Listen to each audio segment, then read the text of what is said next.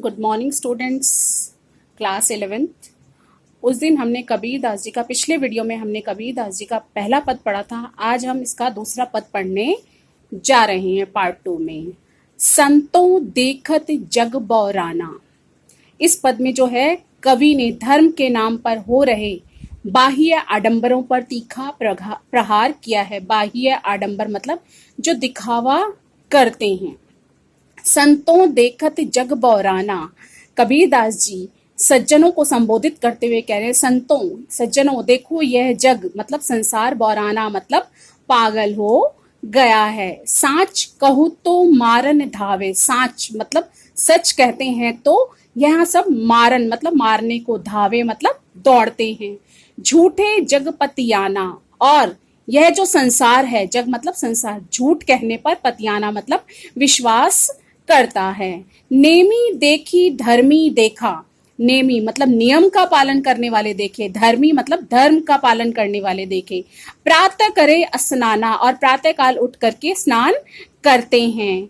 आत्म मारी पखानही पूजे। अपनी आत्मा यानी स्वयं की आत्मा को मारकर पखानही मतलब पत्थर को पूजते हैं। उनमें कछु नहीं ज्ञाना। उनमें किसी प्रकार का कोई ज्ञान नहीं है, वे अज्ञानी हैं। बहुतक देखा पीर औलिया। बहुतक मतलब बहुत ही देखे पीर और औलिया। पढ़े किताब कुराना। और किताब यानी धार्मिक ग्रंथ और कुरान पढ़ने वाले। कै मुरीद तदबीर बतावे। कै मतलब और क्या क्या, तो मुरीद मतलब अपने शिष्यों को, तदबीर मतलब उपाय बताते हैं। उनमें उहे जो ज्ञाना।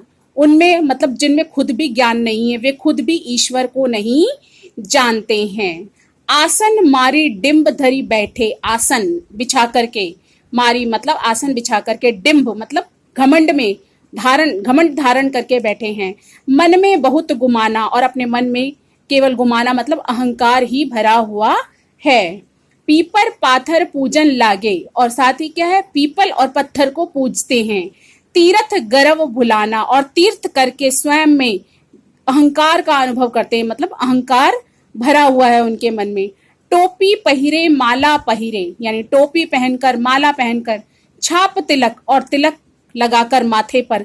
छाप तिलक अनुमाना। और शरीर पर छापे बनाते हैं यानी कि दिखावा करते हैं।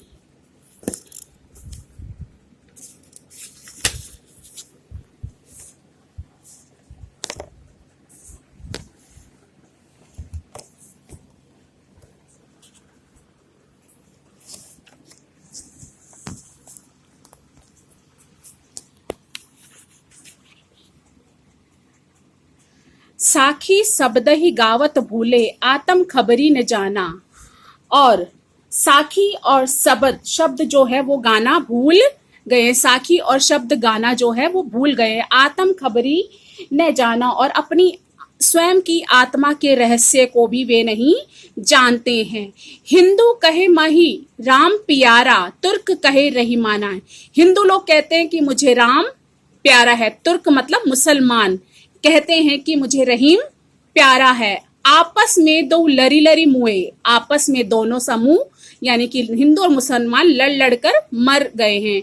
मर्म काहू न जाना। और वे ईश्वर के मर्म को, काहू मतलब कोई भी नहीं जान पाया है, कोई भी नहीं समझ पाया है। घर घर मंत्र देत फिरत, महिमा के अभिमाना। घर घर मतलब कि समाज में जो पाखंडी गुरु हैं वे घर घर जाकर लोगों को मंत्र देते फिरते हैं और उन्हें महिमा के अभिमाना। और उन्हें जो सांसारिक माया है, सांसारिक माया का बहुत अभिमान है।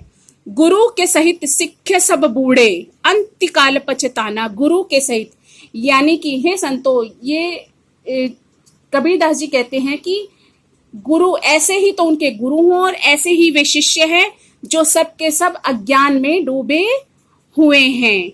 और अंतकाल पछताना। और अंत में क्या है, इन्हें सबको पछताना ही पड़ेगा। कहे कबीर सुनो हो संतो, इस सर्व भरम भुलाना। कबीरदास जी कहते हैं कि हे संतो, यह सब माया है। यह सब क्या है, माया है। और यह सब कुछ माया को ही सब कुछ मानते हैं और ईश्वर को क्या है, भुला बैठे हैं। केतिक कहो कहाँ नहीं माने, सहजे सहज समाना। कितना ही चाहे इनको कहो या समझा लो, लेकिन ये नहीं मानने वाले। सहजे सहज समाना की ईश्वर जो है सहज भक्ति से ही प्राप्त हो जाते हैं। कबीरदास जी कहते हैं कि सुनो हे संतों, ये सब जो है माया के बन में भ्रमित हुए हैं। इनको चाहे कितना ही आप समझा लो कि ईश्वर जो है सहज भक्ति से ही प्राप्त हो जाते हैं, लेकिन ये नहीं मानने वाले हैं। कबीरदास जी ने इसमें जो है बाह्य आडंबरों पर, यानी जो दिखावा है उस पर एक करारा तीखा व्यंग किया है कि लोग जो हैं पत्थर को पूजते हैं कभी, और अपनी अंतरात्मा का जो ईश्वर निवास करता है उनके अंतरात्मा में, वे उसे नहीं जान पाते हैं। और कबीरदास जी का कहना है कि ईश्वर प्रत्येक व्यक्ति के हृदय में निवास करता है। अगर उसे आप सच्ची भक्ति से प्रसन्न करोगे तो वह अवश्य ही प्रसन्न होगा और आपको अवश्य ही ईश्वर की प्राप्ति होगी। कबीरदास जी जो है दिखावे में विश्वास नहीं करते थे, वे निर्गुण निराकार ब्रह्म को मानते थे। यानी कि वो कहते थे कि ईश्वर का कोई आकार नहीं है, ईश्वर का कोई स्वरूप नहीं है। ईश्वर जो है प्रत्येक व्यक्ति के हृदय में निवास करता है। धन्यवाद।